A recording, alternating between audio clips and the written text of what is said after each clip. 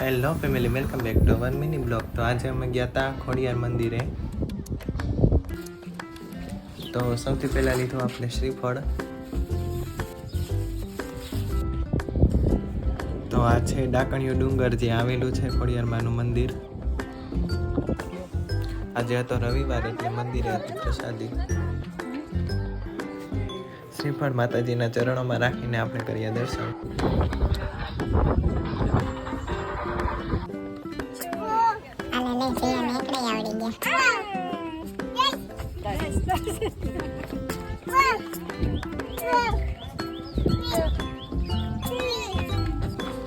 આ મંદિરે મકાન બનાવવાની માન્યતા છે, તો આપણે પણ બનાવ્યું મકાન.